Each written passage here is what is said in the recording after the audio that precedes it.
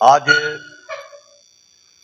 इस लोकतंत्र के त्योहार के अवसर पर आज 5 विधानसभाओं की जो काउंटिंग हुई है, इसमें उत्तर प्रदेश, उत्तराखंड, मणिपुर और गोवा भारतीय जनता पार्टी की बहुमत की सरकार बनी है। इसके लिए कार्यकर्ताओं ने शहीदों के एक आयोजन रखा है कि मिठाई बांटकर, लड्डू बांटकर इस जीत को सेलिब्रेट किया जाए और उत्तर प्रदेश के मतदाताओं का और बाकी प्रदेश के मतदाताओं का धन्यवाद किया जाए कि जो आने वाला समय है, जो भारतीय जनता पार्टी जिस विचार को लेकर आगे चल रही है, चाहे विकास की बात हो, चाहे राष्ट्र को मजबूत करने की बात हो, उसके ऊपर उत्तर प्रदेश की जनता ने मोहर लगाकर मोदी जी और योगी जी के पक्ष में जनादेश दिया है। इसके लिए उनका धन्यवाद। और निश्चित रूप से लोकतंत्र में जब भी कोई चुनाव होता है, जब उसका एक अच्छा परिणाम आता है, वो देश हित के लिए भी और वो कार्यकर्ताओं के लिए भी, वो जनता के लिए लाभदायक है। सर, आपने कि आपको भी कार्य सौंपा गया था शामली का और मुजफ्फरनगर का, उसमें कितनी सीटें हासिल की आपने? निश्चित रूप से पश्चिमी यूपी में 32 सीटें हमारे इंचार्ज पवन सैनी जी थे, उनको दी गई थी और लगभग 27-28 सीटों के ऊपर, अभी एग्जैक्ट आंकड़ा भी आना है, बढ़त बीजेपी बनाई हुई है। और भारतीय जनता पार्टी, व्यक्तिगत रूप से मैं शामली जिले के अंदर 3 विधानसभा क्षेत्र में हमारी ड्यूटी थी, तो उसके नाते भी भारतीय जनता पार्टी भी वहाँ 2 सीटों पे बढ़त बना रखी है। और ये सारे जो चुनाव परिणाम है भारतीय जनता पार्टी के पक्ष में जा रहे हैं। और सबसे बड़ी बात, जब हम चुनाव के समय वहां पर थे, योगी जी ने एक चमत्कार किया कि वहां आम जनमानस के अंदर एक भरोसा दिया कि आपकी सुरक्षा सर्वोत्तम है। जब भी, क्योंकि उत्तर प्रदेश में सुरक्षा एक बहुत बड़ा मुद्दा रहा, और जहां तक विकास की बात है, जहां तक राम मंदिर बनने की बात है, जहां पर काशीनाथ कॉरिडोर की बात है, जहां पर पूर्वांचल एक्सप्रेस की बात है, बहुत ज्यादा विकास योगी जी की सरकार ने उत्तर प्रदेश में किए। और मोदी जी के वाराणसी क्षेत्र में 8 की 8 विधानसभा क्षेत्र हैं, वो हम 8 के 8 के ऊपर जीतने जा रहे हैं। सर, जो पंजाब में बीजेपी कुछ एक सीटों चुनिंदा सीटें हासिल कर पाई है, इसके पीछे क्या रीजन मानते हैं आप? देखिए, निश्चित रूप से पंजाब में पहले हम अकाली दल के अलायंस रहे और उसके बाद भारतीय जनता पार्टी ने कभी अकेला चुनाव नहीं लड़ा था। अब की बार हमने अमरिंदर सिंह जी की पार्टी के साथ अलायंस किया था। पंजाब की जनता ने एक मन बना लिया था और कई बार जब जनता मन बना लेती है, क्योंकि वो कांग्रेस और अकालियों दोनों से दुखी थी, तो उनका अल्टरनेटिव उनको आप पार्टी में दिखा, इसलिए आपको उन्होंने बहुमत दिया। तो सर, 4 राज्यों में पहले भी सरकार थी, अब भी आई है, तो कितनी खुशी का मतलब ये विषय रहा है कि दोबारा फिर से 4 राज्यों में देखिए, सरकार आ चुकी है। उत्तर प्रदेश में 1985 में एनडी तिवारी जब मुख्यमंत्री थे, वो उसके बाद दोबारा मुख्यमंत्री बने थे और उत्तर प्रदेश में एक इतिहास लिखा गया कि लगातार दूसरी बार कोई सरकार बनी, मोदी योगी जी की मुख्यमंत्री बनने जा रहे हैं। और योगी जी ने एक मिथ्या भी तोड़ा नोएडा का। उत्तर प्रदेश के अंदर एक बात थी कि जो भी मुख्यमंत्री नोएडा गया, उसको दोबारा मुख्यमंत्री कुर्सी नसीब नहीं हुई। तो योगी जी को जब कहा गया, तो योगी जी ने कहा नहीं, ऐसा कुछ नहीं होता, मैं नोएडा जाऊंगा। और वो नोएडा को जाकर जेवर एयरपोर्ट की जो मोदी जी ने सौगात दी, उसका बहुत बढ़िया काम किया। योगी जी ने जो काम किया, जैसे बुजुर्गों भवन किया, इनकाउंटर किए, ऐसे काफी कारनामे उन्होंने करके दिखाए, तो आप मानते हैं कि पीछे उनका जो विशेष फैक्टर है या उनका एक ही दृष्टिकोण है, जो अराजक तत्व, जो बैड एलिमेंट्स हैं, उनकी जगह सभ्य समाज नहीं, उनकी जगह जेल है। और जब कोई अपराधी अपराध करेगा तो उसको उसकी सजा मिलेगी। सर, आज मुख्यमंत्री ने महिला दिवस पे महिलाओं को काफी अच्छी सौगात दी है, तो उस पर आप क्या कहना चाहेंगे? देखिए, सबसे बड़ी खुशी की बात है कि अभी महिला दिवस 8 तारीख को ही गया है, लेकिन आज प्रतिदिन ही महिलाओं की पूजा होने लगी है। कल एक यात्रा आ रही थी, महालक्ष्मी यात्रा। तो वास्तव में महिला के बिना इस समाज का और सृष्टि की कल्पना ही करना गलत है। और सबसे बड़ी खुशी है कि बहनें अपने अधिकार को भी जानने लगी हैं, और निश्चित रूप से इसमें वो जब उनको जो जिम्मेवारी मिलती है उसको निश्चित रूप से अपने बढ़िया तरीके से उसको कार्य करेंगी, तो महिलाओं का भी मान सम्मान होगा। आज महिला विश्व के मानचित्र पर हर क्षेत्र में आगे है, और भारत के अंदर महिलाओं का बहुत बड़ा मान सम्मान है। पंजाब में आपकी जीत पर क्या कहेंगे? जैसे कांग्रेस को इतना पकड़ा, क्या कहेंगे पंजाब में जो आप पार्टी है जीत है? देखिए, पंजाब में आप पार्टी पिछली बार सबसे बड़ी विपक्षी पार्टी थी।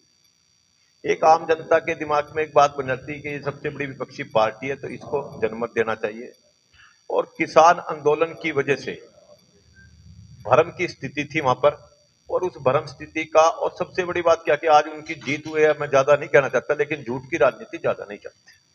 तो आम आदमी पार्टी के जो नेता वो कह रहे हैं कि ये झाड़ू हरियाणा में भी अगले चुनाव में खेलने जा रहा है, क्या कहेंगे उसमें? कैसे रोक पाएंगे आम आदमी पार्टी? देखिए, लोकतंत्र में बात कहने का सबको अधिकार है। अभी उन्होंने गोवा में भी चुनाव लड़के देखा, उत्तर प्रदेश में भी चुनाव लड़के देखा, उत्तराखंड में भी चुनाव लड़के देखा। उनको पता है हरियाणा के अंदर लोकतंत्र में सबका अधिकार है। हरियाणा की जनता झूठे वादों में विश्वास नहीं रखती।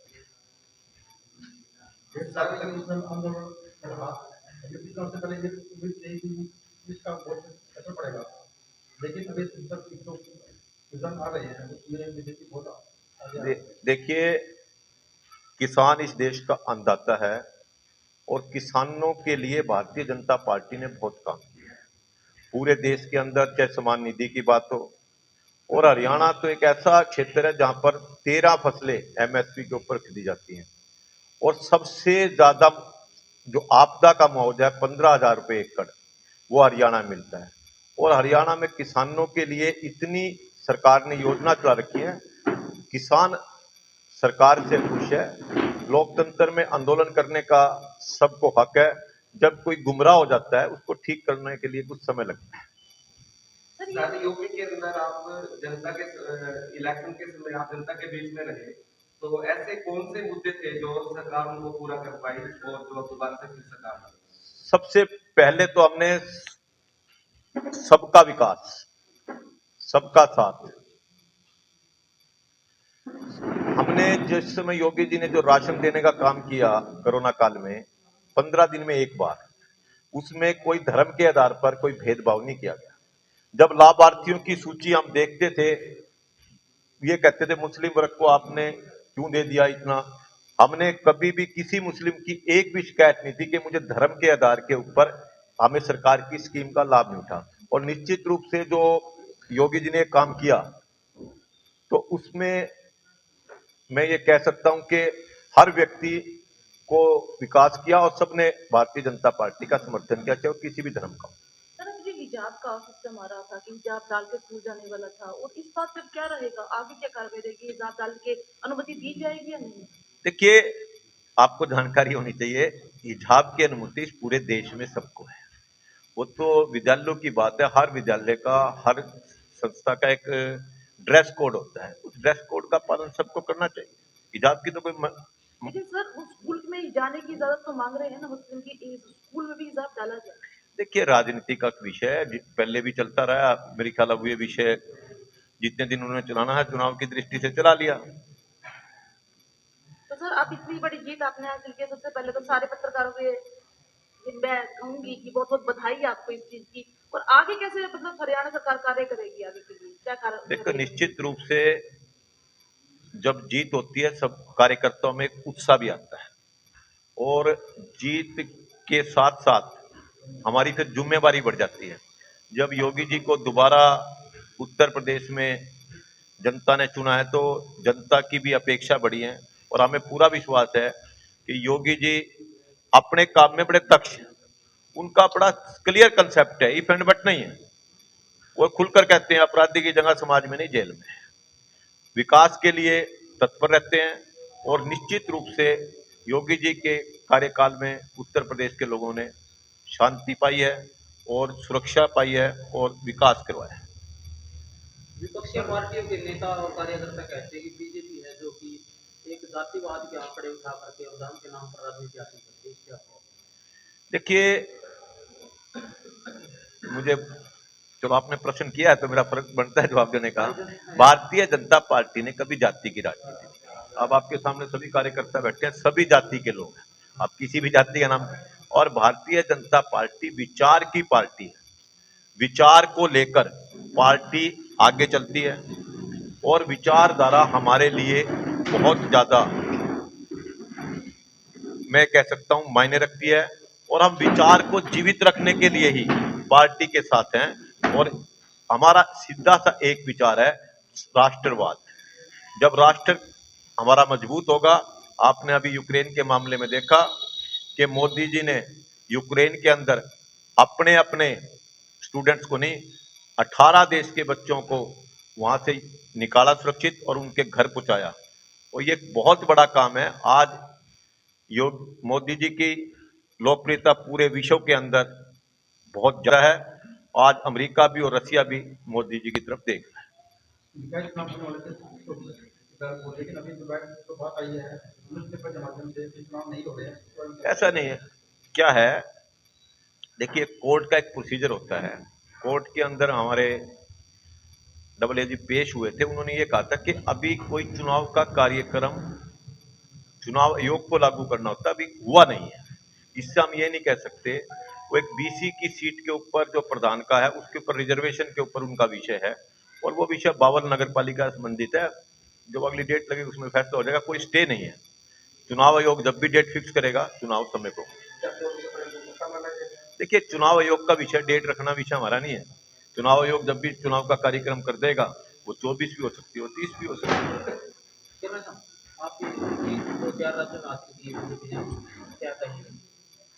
भारतीय जनता पार्टी के कार्यकर्ताओं ने और समाज में जो भारतीय जनता पार्टी की सरकार ने लाभ दिए हैं, प्रत्येक राज्य में उसके परिणाम दिखाई दिए हैं और उस परिणाम के स्पष्ट ये संदेश भी हैं कि भारतीय जनता पार्टी बहुमत से जीत रही है।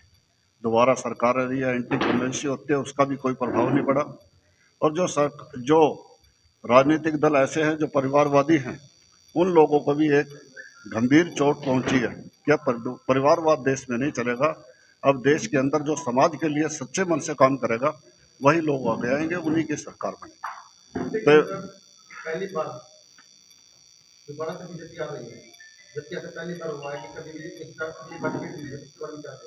मैंने बताया ना, भारतीय जनता पार्टी के जो कार्यकर्ता है और जो मतदाताओं को जिन्होंने वोट डालने हैं, जो वास्तव में प्रजातंत्र के सूचक है, उन लोगों को जो लाभ मिला है, जैसे बुढ़ापा पेंशन है, बदमाशों से गुंडा राज से मुक्ति है, हर व्यक्ति को काम देना, लोगों के लिए साफ प्रशासन देना और हर तरह से जो बदमाश है उन पर नकेल कसना, उन सब का परिणाम है कि दोबारा बीजेपी की सरकार आई है। और उसके लिए मैं वहाँ अपने जो मुख्यमंत्री रहे उन सबको भी बधाई देता हूँ, वहाँ के कार्यकर्ताओं को बधाई देता हूँ, वहाँ की जनता को भी बधाई देता हूँ कि उन्होंने सही निर्णय लिया। और उस निर्णय के लिए आप पत्रकार बंधुओं का भी बहुत बड़ा रोल रहता है, आप सबको भी बधाई देता हूँ। तस्करी का मतलब, गाय का मतलब ये था कि सड़क से उठाएं और वो तस्कर ले जाएं और गौ हत्या करें। और सड़कों पे गायें नहीं रहती थी, लोगों में चर्चा नहीं बढ़ती थी। चाहे उत्तर प्रदेश की सरकार रही, चाहे हरियाणा की सरकार रही, माननीय मुख्यमंत्री मनोहर लाल जी ने भी और माननीय मुख्यमंत्री योगी जी ने भी निर्णय लिया कि हरियाणा के अंदर, उत्तर प्रदेश के अंदर गौ तस्करी नहीं होने देंगे। गौ तस्करी नहीं होगी तो वो गायें सड़क, जो लोग घरों से छोड़ते हैं, हमारे अपने परिवारों ने ही छोड़ी हुई है, वो कहीं बाहर से नहीं आई है, वो सड़कों पे दिखाई देने लगी। और हरियाणा की बात करता हूँ तो मैं 215 गौशाला 2014 में, आज 597 गौशाला तो हरियाणा में रजिस्टर्ड है। लगभग 5 लाख गौवंश गौशाला में, उस समय 1,75,000 गौवंश था 2014 में। इतना गौशाला में आया है, गौशाला खुलवाई होंगी, गौशाला में काम हुआ होगा, मुख्यमंत्री जी ने ग्रांट दी होगी। पिछली सरकारों में गायों के लिए कौन सी ग्रांट आती थी? और फिर भी सड़क पे गाय नहीं दिखती थी। इसी प्रकार के से उत्तर प्रदेश में हुआ। उत्तर प्रदेश में हजारों गौशालाएं खुलवाई गई, लाखों गौवंश गौशालाओं में ले गए। उसके पश्चात भी जब समाज में छोड़ने वालों की बाढ़ आ गई, आज वो पहले गौ माता को छोड़ते थे, आज माँ बाप के प्रति भी उसी तरह की भावना लोगों में आ रही है। ये एक गलत कुरीति है, इसको दूर होना चाहिए। गौ माता का पालन भी होना चाहिए, माँ बाप की सेवा भी होनी चाहिए। आपका योग और कौन सी नई रणनीति लेके आ रहे हैं? हमारी हरियाणा गौ सेवा आयोग, माननीय मुख्यमंत्री जी ने 50 करोड़ रुपया गौ सेवा आयोग को दिया। उसके लिए गौशालाओं के लिए एक नियम बनाया हमने कि गौशाला में जितना गौवंश है, प्रत्येक गौवंश की गणना करवा के और एनिमल हस्बेंड्री के जो डीडीए होते हैं उनसे रिपोर्ट लेके, और उस रिपोर्ट के आधार पर उन गौशालाओं के खाते में सीधा पैसा भेजा गया। और साल में 2 बार, और दोनों बार इस साल का जा चुका है। लगभग 30 करोड़ के लगभग रुपया उसमें गौशालाओं में गया है, और गौशालाओं के खाते में गया सीधा। उसमें बीच में ये नहीं कि ये देगा और वो देगा, इसने देना उसने देना, ऐसा कुछ नहीं। और इसके अलावा गौशालाओं के लिए, गौशालाओं को आत्मनिर्भर बनाने के लिए प्रयास कर रहे हैं, और उस प्रयास के अंदर आत्मनिर्भर में गोबर से डीएपी के रूप में प्रोम फॉस्फेट रिच ऑर्गेनिक मैन्योर बनाया गया है। इसके साथ साथ पेंट बनाया गया है, गोबर के गमले बनाए गए हैं, और ये गौशालाओं में इसकी मशीनरी लगेंगे, फैक्ट्री का रूप गौशालाएं लेंगे और आत्मनिर्भर स्वावलंबी बनेंगे। और पेंट की क्वालिटी के बारे में बात करूं तो इस बिल्डिंग में जो पेंट हुआ उससे बहुत बढ़िया पेंट बना है। तो गौ माता का भी लाभ होगा, समाज का भी लाभ होगा, और गौशाला भी ठीक होगा। हमारी वेबसाइट पर विजिट करें और नीचे दिए गए एंड्रॉयड ऐप के आइकन पर क्लिक करें, जिससे आप एंड्रॉयड की ऐप को डाउनलोड कर सकते हैं और लेटेस्ट न्यूज़ का आनंद उठा सकते हैं।